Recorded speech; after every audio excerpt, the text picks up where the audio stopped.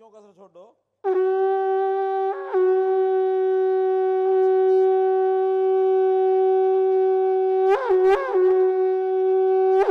भारत माता की। भाई कि में मजा नहीं आया, जरा जोर से भारत माता के, भारत माता के, भारत माता के। संत शिरोमणि श्री सेन जी महाराज की, संत शिरोमणि संत श्री सेन जी महाराज की। धन्यवाद।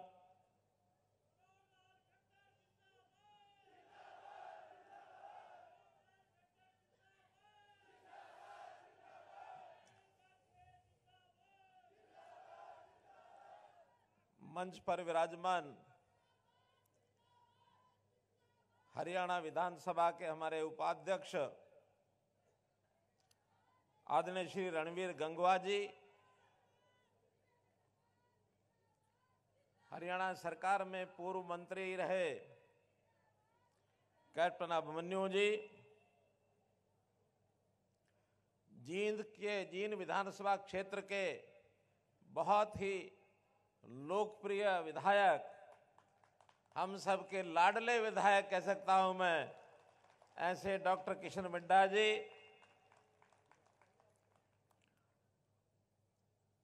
भारतीय जनता पार्टी पिछड़ा वर्ग हमारा जो मोर्चा है उस मोर्चे के प्रदेश अध्यक्ष और पूर्व मंत्री श्री कर्णदेव कंबोज जी, उचाना से हमारी पूर्व विधायक बहन प्रेमलता जी, आज के इस रैली के संयोजक इस रूप में जिन्होंने मेहनत करके इतना विशाल स्वरूप में ये रैली, ये जनसमूह इकट्ठा किया, सबने सहयोग भी किया, ऐसे हमारे भाई यशपाल ठाकुर जी, केशकला बोर्ड जो पहले से बना था दोबारा से अब बनना भी है, पूर्व में इसके अध्यक्ष रहे श्री सुरेश सेन जी, यमुनानगर के हमारे युवा मेयर भाई मदन चौहान जी, पार्टी के जींद जिले के जिलाध्यक्ष भाई राजू मोर जी,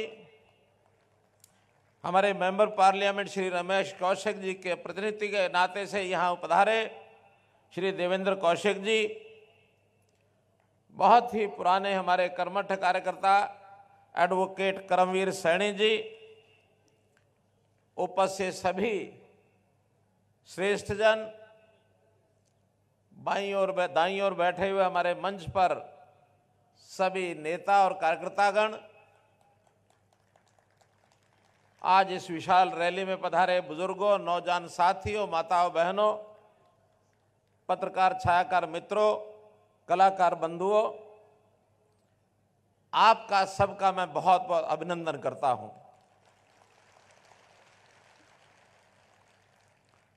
श्रद्धा से भी करता हूं, सम्मान से भी करता हूं, और कभी कभी इस मौके पर भी, क्योंकि आप सब लोगों ने मुझे मुख्यमंत्री बनाया है और तो कोई कुछ नहीं कह सकता, लेकिन आप में से एक सज्जन ऐसे भी हैं हर महीने मेरे कान भी पकड़ लेते हैं, वो अपनी बात कहने के लिए भी कान पकड़ के अपना काम करते रहते और बात सुनाते रहते हैं।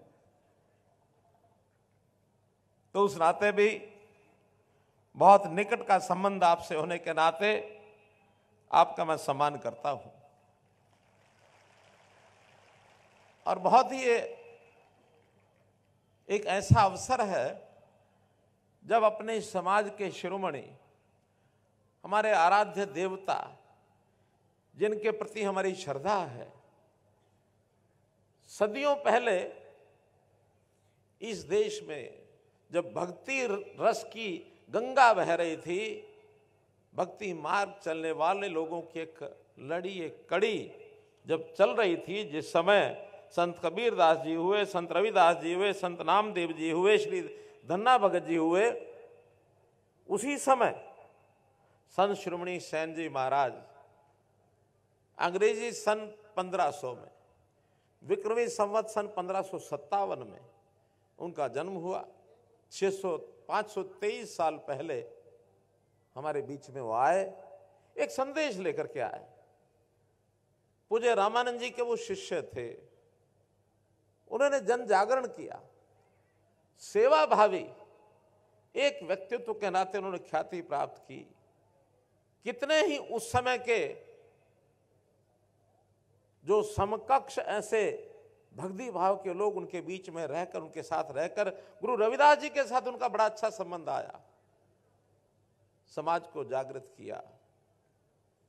और किस सीमा तक सेवा भाव उनका मन में था, मैंने कहानी पढ़ी उनके बारे में कि वो बांधवगढ़ के राजा वीर सिंह जी, उस समय वो राजा होते थे, तो उनकी सेवा करने का काम बचपन में इनको मिला। बचपन का नाम इनको नंदा कहते थे, नंदा। तो सेवक के रूप में उनकी सेवा करते थे, तन मन पूरा, एक प्रकार से कभी नागा नहीं करते थे, लेकिन भगवान की भक्ति में भी लगे रहते थे। कुछ उनके मन में इस प्रकार का भक्ति भाव कि इनके साथ बैठ करके कोई ऐसे जो मित्रगण, ऐसे जो साथी उस भक्ति भाव में लीन हो जाते थे। तो कहते हैं एक दिन ये भक्ति भाव में लीन और भजन का कार्यक्रम और इस प्रकार का रसास्वादन अपने मित्रों के साथ कर रहे थे। इतने लीन हो गए भगवत भक्ति में कि निश्चित समय पर राजा के पास जाना था, चूक गए, नहीं जा पाए, लीन हो गए, भूल गए। काफी देर उसमें मस्ती में रहे। और इधर राजा जब समय पर सेवक नहीं पहुंचता है तो उसको भी शायद चिंता होती है कि आज मेरा सेवक क्यों नहीं आया है। भगवान इतने प्रसन्न हैं सैन जी महाराज से कि भगवान ने सोचा कि आज सैन जी महाराज मेरी भक्ति में लीन हैं और राजा के पास नहीं पहुंच रहे हैं, तो भगवान ने सैन जी महाराज का रूप धारण करके और राजा के पास सेवा करने के लिए पहुंच गए।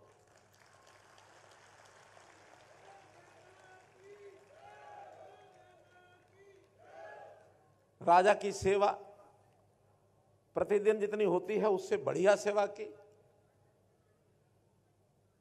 और राजा प्रसन्न हुए। आज की सेवा से राजा इतने प्रसन्न हुए कि शहर में बात फैल गई कि आज सैन महाराज ने, नंदा नाम जो उस समय था, उसने आज राजा को खुश किया। राजा बड़े प्रसन्न थे उसके ऊपर।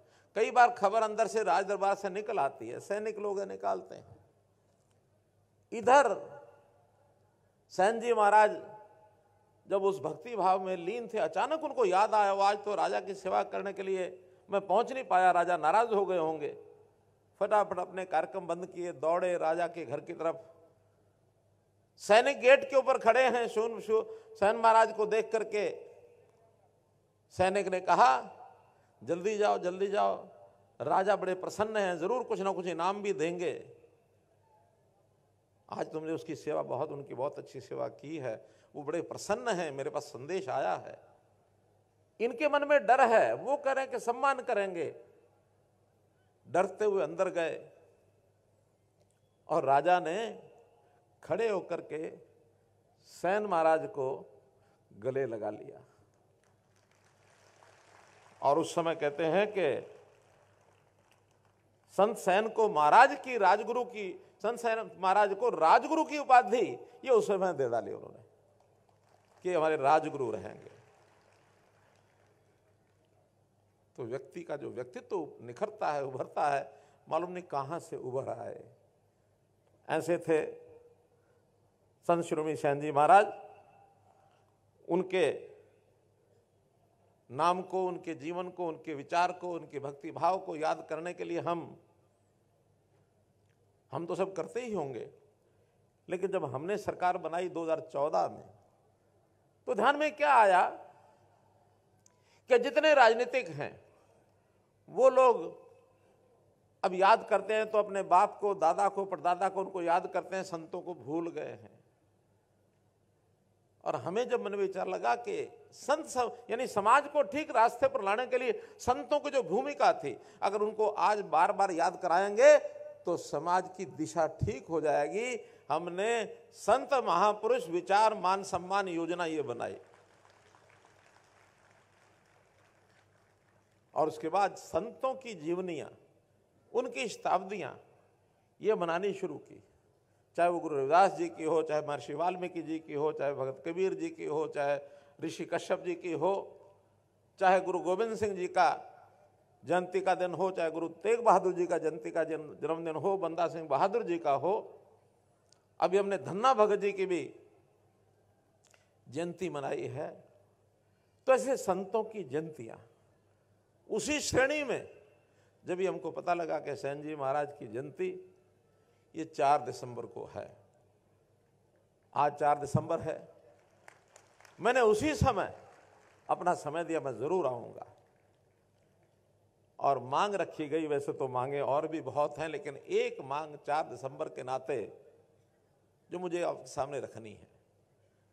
देखिए, हमारे जातियां बहुत हैं, समाज अपनी श्रद्धापूर्वक अपने अपने महापुरुषों को, उनके आराध्य देवताओं के जन्मदिन मनाता है। 70-71 अपनी जातियां हैं, अन्य समाजों के भी हैं, अनुसूचित जाति की अपनी जातियां हैं, बैकवर्ड क्लास ए की अपनी जात, बी की अपनी जातियां हैं, जनरल समाज के लोग हैं, उनकी भी अपने अपने आराध्य देवता हैं। अगर सबको मिलाते हैं तो लगभग ये 150 महापुरुष बनते हैं। हर एक की मांग आती है कि इनके जन्मदिन की छुट्टी घोषित की जाए। तो अगर साल में 150 जातियां ये छुट्टियां दे दी तो सिस्टम चलेगा क्या, बताइए। अगर 150 छुट्टियां यही कर दें, 52 छुट्टियां हमारी रविवार शनिवार, मतलब 52 दूनी 104 रविवार शनिवार होती हैं, 250 हो गई। 20-30 कॉमन भी आ जाएंगी तो भी 200 सवा 200 हो गई। कुछ राष्ट्रीय पर्व होते हैं, 26 जनवरी है, 15 अगस्त है, 2 अक्टूबर है, तो ये सब छुट्टियां तो संभव नहीं है। तो हमने विचार किया कि हम एक और कार्यक्रम करते हैं। अभी तक छुट्टियां 2 प्रकार की हैं, गजेटेड हॉलीडेज, रेस्ट्रिक्टेड हॉलीडेज।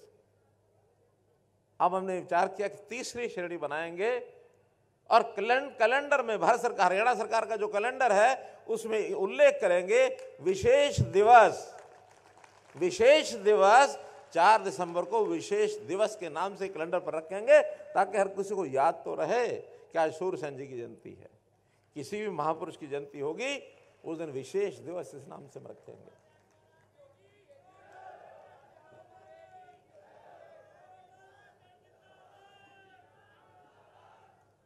कौन है यहाँ आए हैं, कौन है? आइए आइए आइए। देखिए, बहुत प्रसन्नता की बात मुझे बताई गई है कि आज इस प्रोग्राम में सेन महाराज के वंशज की 21वीं पीढ़ी वो भी यहां आए हुए हैं। जल्दी आपके पास है, क्या नाम आपका? संतोष सिंह।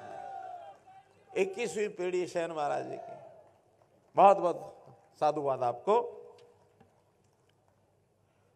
तो मित्रों, भाइयों बहनों, इस विषय में मुझे इतना ही कहना है कि समाज के अंदर कुरीतियां जो आती हैं उनको दूर करने के लिए महापुरुषों के जो वचन हैं वही काम आते हैं। और कुरीतियां, अच्छाइयां ये साथ साथ चलती हैं। कभी भी कोई ऐसा समय न पहले आया, न आज है, न आगे आएगा कि कुरीतियां हमारी जान छोड़ देंगी। ये दोनों वृत्तियां, दैव वृत्ति, राक्षसी वृत्ति साथ साथ चलेगी। हमारा प्रयत्न ये है कि दैव वृत्ति जो अच्छी वृत्ति है उसकी लाइन लंबी करें और राक्षसी वृत्ति की लाइन छोटी करें। उसको कैसे हम पिटाई करें, कैसे उससे हम अपने आप को बचाएं, ये हमारा काम है। इसके लिए महापुरुषों की शिक्षा वो हमें काम आएगी। अपने परिवारों में दिए जाने वाले संस्कार, हमारी दादी, नानी, बूढ़ी माँ, बूढ़े पिताजी, वो हमारे पुराने तरह समय की जो कहानी हमको सुनाते हैं, बहुत उसमें से शिक्षा मिलती है, अच्छा कैसे बनना है। इसी प्रकार से संत महापुरुषों की ये वाणी, ये भी हमको अच्छी दिशा में ले जाती है। सरकार भी अपने प्रयत्न अपनी तरफ से करती है। उदाहरण के लिए बेटी बचाओ बेटी पढ़ाओ, ये एक अभियान हमने हरियाणा सरकार ने लिया, समाज ने साथ दिया, हमको सफलता मिली। जिस हरियाणा को बेटियों को मारने वाला प्रदेश माना जाता था, आज वो बेटियों को बचाने वाला प्रदेश इसके नाम से प्रख्यात हो गया है। जो 871 बेटियां 1000 बेटों पर होती थी, आज 1000 बेटों पर 932 बेटियां हो गई हैं। 40-50 की संख्या बढ़ गई है। अपने आप में एक सुधार की तरफ हम आगे बढ़ रहे हैं। हमारा युवा नशे की तरफ जा रहा है, वो तनाव में आता है, उसको कुछ सूझता नहीं है, अपने तनाव को भुलाने के लिए नशे की गोलियां, नशे के और पदार्थ, मादक पदार्थ उसका सेवन करता है। हमें उसको बचाना होगा, उससे दूर करना होगा। अगर युवा का जीवन खराब हो गया तो परिवार भी खराब होंगे, हमारा देश और प्रदेश इसमें भी बहुत बड़ी बाधा विकास में पहुंचेगी। तो इस ओर भी हमको आगे बढ़ना है। ये काम भी हमारा सामाजिक दायित्व है। जन जागरण हम करें, अगर उसमें कोई और चीजें मानो दंडात्मक काम करना है, ये जो इस प्रकार की ड्रग्स को सप्लाई करने वाले लोग हैं, उसकी सप्लाई चेन को तोड़ना, उनके खिलाफ कार्रवाई करना, उनको जेल के अंदर डालना, उनकी संपत्ति को नष्ट करना, ये काम हम कर रहे हैं, करते रहेंगे, उनको आगे बढ़ने नहीं देंगे। पर्यावरण के नाते ये एक बहुत बड़ी समस्या आ गई है। कैसे हवा साफ रहे, वरना एक कोविड ने हिला के रख दिया। अभी फिर से एक चर्चा चली है कि चाइना के अंदर एक और वायरस फैला है, उससे अपने आप को बचाना है। मानवता को बचाने के काम में भी हमको सबको सहयोग करना है। पानी दूषित हो रहा है, जगह जगह लोग गंदगी करते हैं, इस अभियान में सरकारें भी लगी हैं। तो ये सब काम हम करते हैं। समाज को मुख्य धारा में जोड़ना, कैसे समाज का हर वर्ग उसको आगे बढ़ने का मौका मिले, ये एक और अगला काम है जो सरकारें भी करती हैं। समाज को भी हम आह्वान करते हैं कि अपने समाज में जो थोड़ा पीछे रह गया उसको कैसे आगे बढ़ाना है, इसकी चिंता सबको करनी है। जैसा बताया अभी पूर्व वक्ताओं ने, हमने अंत्योदय की योजना है। अंत्योदय यानी जो आखिर में रह गया, चाहे वो व्यक्ति इस नाते से, परिवार है, समाज है, इलाका है, चाहे वो पढ़ाई में पीछे रह गया, चाहे वो सेहत के नाते पीछे रह गया, चाहे वो गरीबी के नाते पीछे हो गया, कैसे उनकी इन समस्याओं को दूर करके उनको आगे बढ़ाया जाए। और लगातार देश के प्रधानमंत्री नरेंद्र मोदी जी लगातार ऐसी ऐसी योजनाएं दे रहे हैं कि गरीब के परिवार को मकान नहीं तो मकान दो, मकान मिल गया तो उसके नल में पानी दो, पानी मिल गया तो उसको गैस का सिलेंडर दो, गैस का सिलेंडर मिल गया तो बिजली का बल्ब दो, ताकि उसका जीवन आज के हिसाब से सुखी हो सके। घर में राशन नहीं है तो राशन भी दो। ये सब चीजें दी जा रही हैं। हाँ, ये गरीब का अधिकार है, ये गरीब को मिलना चाहिए।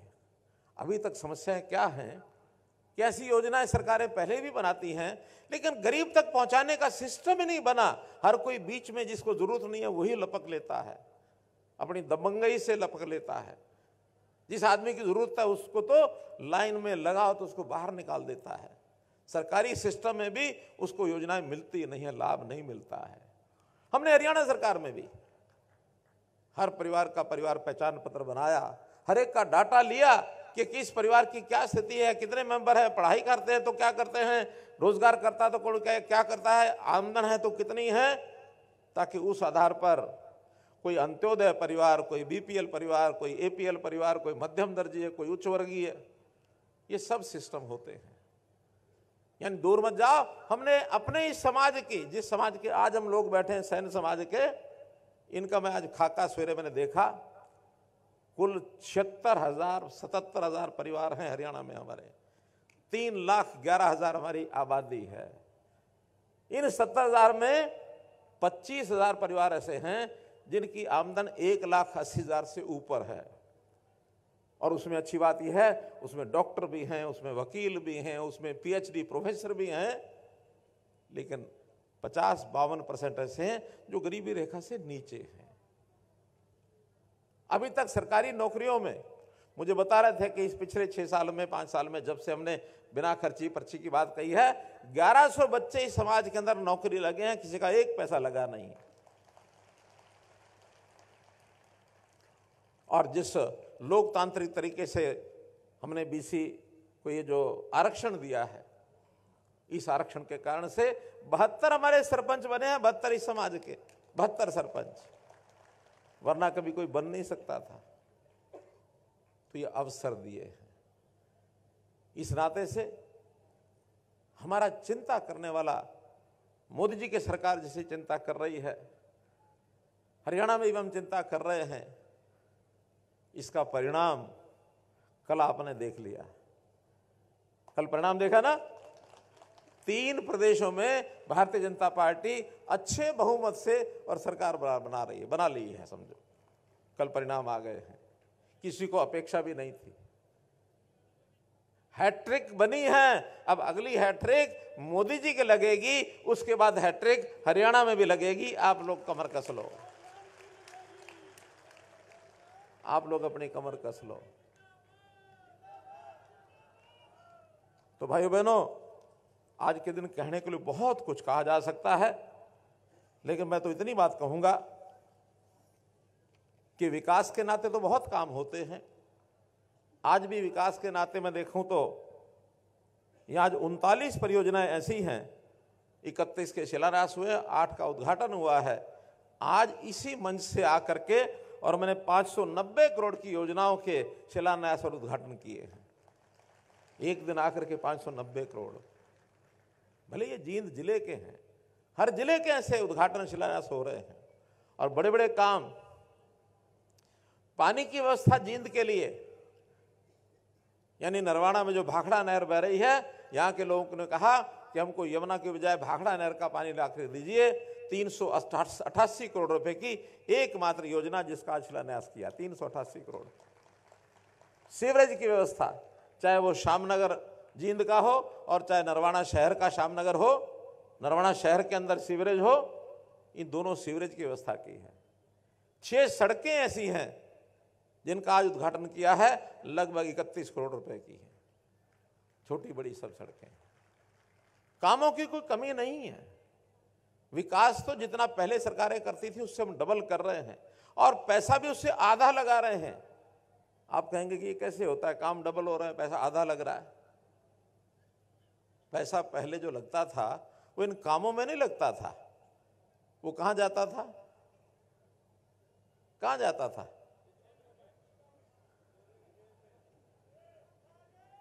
लोगों के जेब में।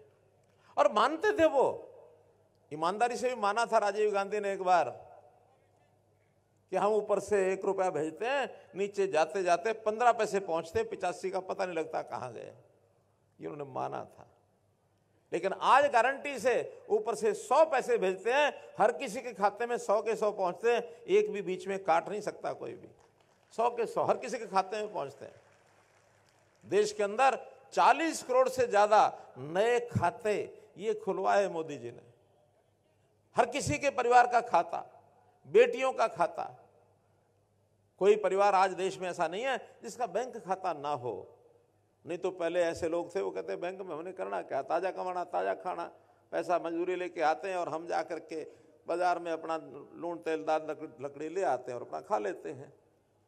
मोदी जी ने कहा कि नहीं, जो आप कमाते हैं वो कमाओ, लेकिन सरकार बहुत सी योजना ऐसी देती है जो हम अपने सिस्टम से भेजेंगे तो आप तक पहुंचेगा ही नहीं, हम सीधा वहां से भेजेंगे, आपके खाते में आएगा, खाते में से आप निकालो और जहां खर्च करना करो।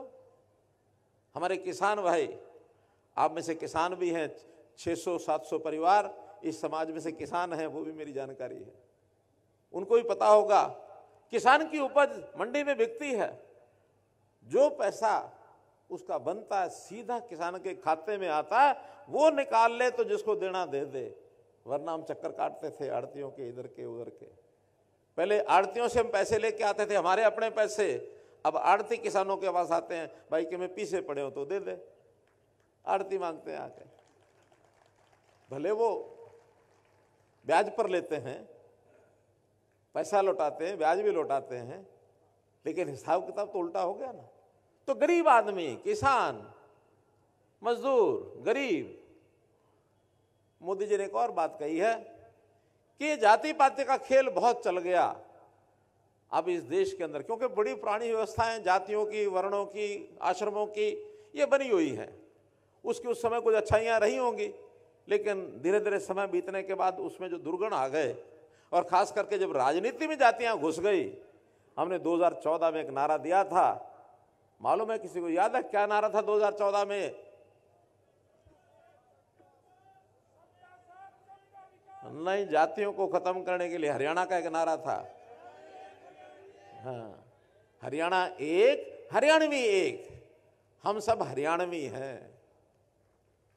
ये हरियाणा के 2,80,00,000 लोग कहते हैं कि आप सेवा का भाव मन में कैसे लेके आते हो, इनकी मदद करते हो तो क्यों करते हो, मन में क्या विचार आता है? मैंने कहा देखो, विचार सेवा का लाने के लिए सबसे पहले होता है कि वो आदमी अपना है कि नहीं है, ये विचार हर कोई करता है। जैसे अभी सेवा करते हैं अपने बेटे की, बेटी की, माता की, पिता की, पत्नी की, भाइयों की, बहनों की, उनके तो काम करते ही है ना, उनकी मदद करते ही है ना, क्योंकि वो अपने रिश्तेदार हैं, इसीलिए उनकी करते हैं। मैंने कहा ठीक है, मैंने भी कल्पना की है कि मैं अपने हरियाणा के 2,80,00,000 लोगों के साथ संबंध बनाता हूं, ये मेरा परिवार है, मेरे परिवार के सदस्य हैं।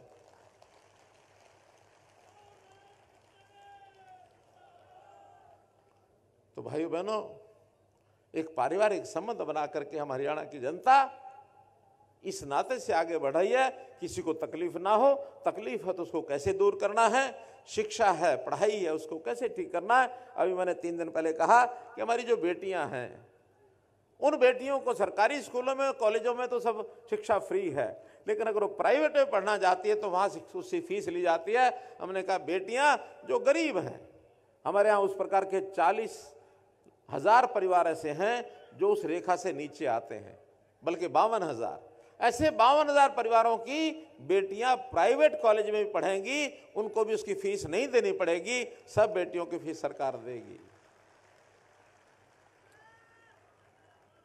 साल में हर सदस्य, इन 52,000 परिवारों का हर सदस्य 1,000 किलोमीटर हरियाणा की बसों में फ्री यात्रा करेगा, उसका कोई पैसा नहीं लगेगा।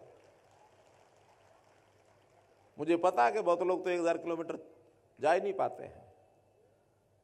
60 साल से ऊपर के सब लोग, उनकी पेंशन इस महीने तो 2750 मिलेगी, जनवरी की पेंशन 3,000 रुपया मिलेगी, ये उस दिन मैंने घोषणा कर दी है।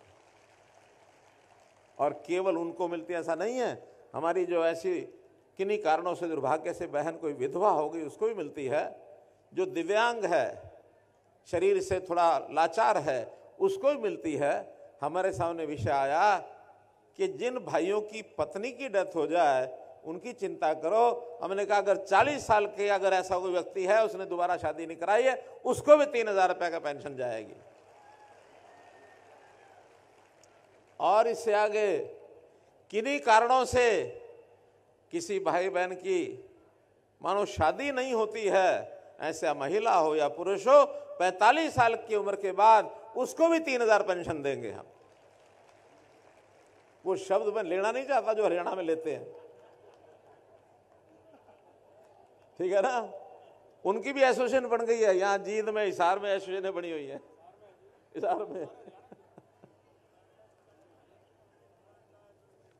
तो मित्रों, काम के नाते तो मैं गिना सकता हूं बहुत, लेकिन चूंकि सूचना मिली है कि जब तक इस खत्म नहीं करेंगे भाषण को तब तक वो राशन भी इंतजार कर रहा है, मिलेगा नहीं, इसलिए जल्दी मुझे खत्म करना है। तो इसमें कुछ मांगे मेरे सामने रखी गई हैं। एक बड़ी मांग, नाम जो है हमारे समाज के नाम के साथ सैन भी लिखा जाता है, नाई भी लिखा जाता है, सैन नाई इकट्ठा लिखा हुआ है।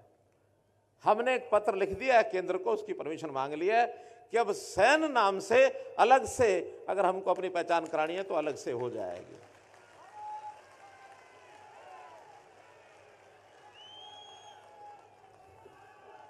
इसी प्रकार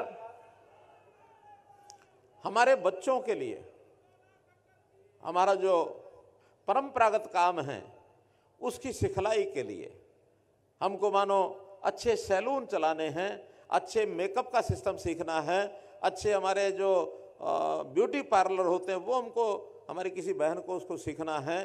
तो इसके लिए 4 ऐसे केश कला केश कौशल विकास केंद्र ऐसे 4 जगह पर खोलने की मैं घोषणा करता हूं।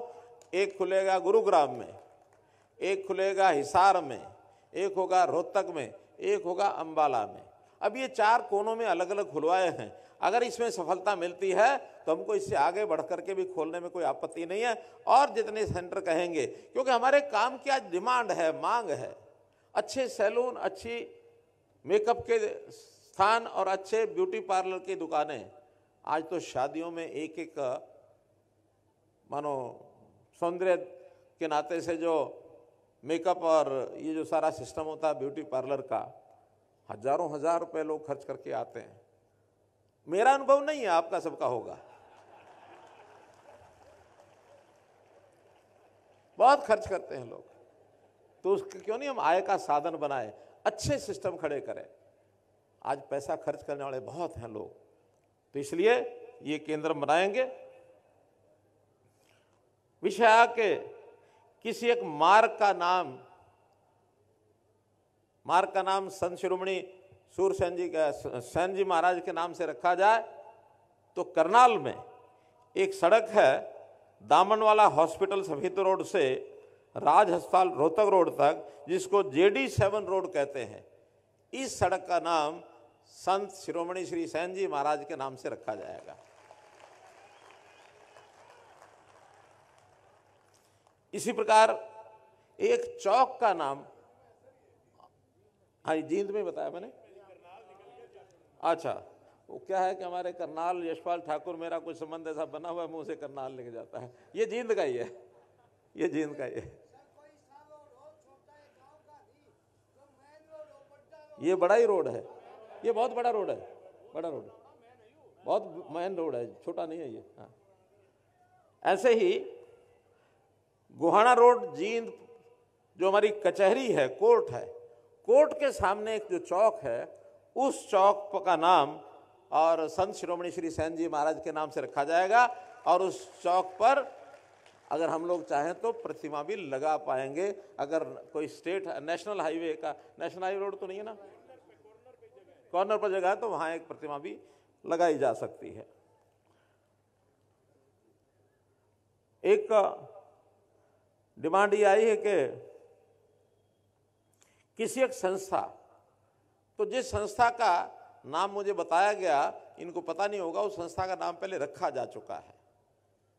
उस संस्था का नाम पहले धन्ना भगत जी के नाम से मेडिकल कॉलेज जींद का नाम रखा गया, लेकिन उसमें भी 3 अलग अलग टावर बनेंगे, बड़ी बिल्डिंग होंगी। तो एक बिल्डिंग का नाम संत शिरोमणि सेन महाराज जी के नाम से रखी जाएगी, ताकि उनके नाम को अमरता मिले। जो ये चौक की बात आई है, सड़क की बात आई है, तो आप लोग पहचान कर लें, एक भिवानी में और एक करनाल में, चाहे चौक या सड़क, जो आप बताएंगे उनका नाम भी 2 का और रखा देंगे। नहीं, दोनों में ही कह रहा हूं, एक उधर एक उधर, दोनों में है। करनाल में है तो भिवानी में कराओ।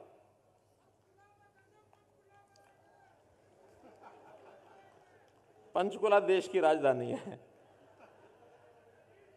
ऐसे ही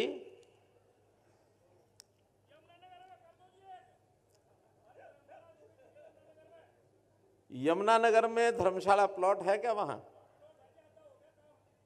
और एक आपका कुरुक्षेत्र में भी प्लॉट है। अरे मेरा नहीं, एक है ना, आपका अपना है ना। तो अपना है तो बहुत है, मिले कोई मुंह तो मिलता है क्या? जिसका अपना है ठीक है, नहीं होता उसी को देंगे। जींद में नहीं है, जींद में नहीं है ना। तो जींद में एक आप लोग, हमारा जो हरियाणा शहरी विकास प्राधिकरण के प्लॉट निकलते हैं, उसमें जहाँ जहाँ आपको चाहिए उसमें एप्लीकेशन आप दे दो, और एप्लीकेशन देने के बाद उसमें जहाँ जहाँ चाहिए उसमें उन प्लॉटों का विचार कर लिया जाएगा। और आप जींद के भी एक अप्लाई जरूर कर दें। जींद में जो बैरागी धर्मशाला के पास प्लॉट है ना, उसमें 4 हिस्से करके और एक 900 गज का, लेकिन आप अप्लाई कर दो, ठीक है। अरे ऐसा है ना, आज बाकी वहां आप बुलाओगे तो वहां आके करेंगे, आज तो जींद केंद्रित मामला थोड़ा ज्यादा है। यमुनानगर कर लेंगे, हमारे मेयर साहब बैठे हैं, यमुनानगर मेयर साहब आपको 11 लाख रुपए दे के आएंगे। ठीक है, हो गया, करके आएंगे।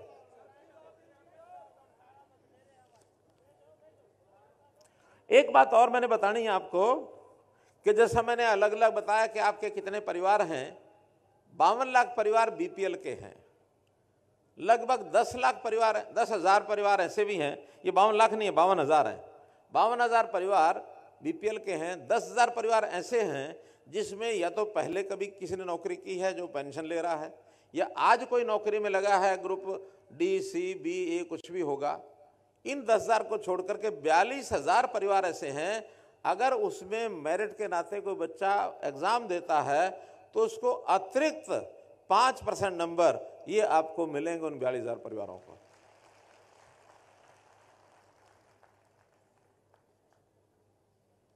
तो मित्रों, जितनी मांगे बताई गई हैं, कुछ ऐसी हैं जो हम चंडीगढ़ में बैठ करके जिनकी फिजिबिलिटी और करानी होगी उसकी भी हम कराएंगे। आपकी कोई मांग पैसे के कारण से नहीं रोकने दी जाएगी, लेकिन अगर कोई मानो कोई कई बार ऐसी अड़चनें आ जाती हैं, ज़मीन नहीं होती है या कहीं पहले से कोई नाम रखा हुआ होता है उसका नहीं रख पाते हैं, तो फिर भी जितना संभव होगा और भी बातें आपकी पूरी की जाएंगी। अब चूँकि यहाँ एक प्लॉट मिल जाएगा तो प्लॉट मिलने के बाद मुझे पता है कि अगले ही दिन फिर आ जाएंगे कि इस प्लॉट को बढ़ाने के लिए तो कुछ करें। तो इस प्लॉट पर धर्मशाला बढ़ाने के लिए, चूँकि यहाँ तो अभी शुरू ही नहीं हुआ है, इसमें हमारे मेंबर पार्लियामेंट उनकी तरफ से 11 लाख और उतना ही लगभग मैं करता हूं, तो चलिए 21 लाख रुपए अपनी तरफ से, 11 लाख रुपया मेंबर पार्लियामेंट से, 32 लाख रुपया उस धर्मशाला के लिए और उसका अनुदान दिया जाता है। बहुत बहुत धन्यवाद, बहुत बहुत आभार। धन्यवाद। मान बैठे रहिएगा, अभी बैठे रहिएगा, आप अभी बैठे रहिएगा, 2 मिनट का समय। और माननीय मुख्यमंत्री महोदय का आप धन्यवाद कीजिएगा जोरदार तालियों से, जो उन्होंने उपहारों की यहाँ वर्षा की है और आपके लिए एक ऐसा माहौल बनाया है कि आप लंगर का जो प्रसाद है उसको बहुत ही आत्मीयता के साथ ग्रहण करेंगे। आपका बहुत बहुत धन्यवाद है माननीय मुख्यमंत्री महोदय को। इससे पहले श्री सुरेश दिनोदिया जी हिसार से, श्री सत्यनारायण जी, श्री सज्जन जी, सत्यनारायण लवली वाले सज्जन जी, इन्होंने भंडारे में बड़ा योगदान दिया है, इनका बहुत बहुत धन्यवाद है। श्री सुरेश जी दिनोदिया, श्री सत्यनारायण जी लवली, सज्जन जी, भंडारे में बड़ा योगदान दिया, आपका बहुत बहुत धन्यवाद है। श्री हरि सिंह जी आइए, आप सबका धन्यवाद अदा कीजिएगा। श्री हरि सिंह जी बहुत मेहनत की है इस आयोजन में, आप सबका धन्यवाद करेंगे।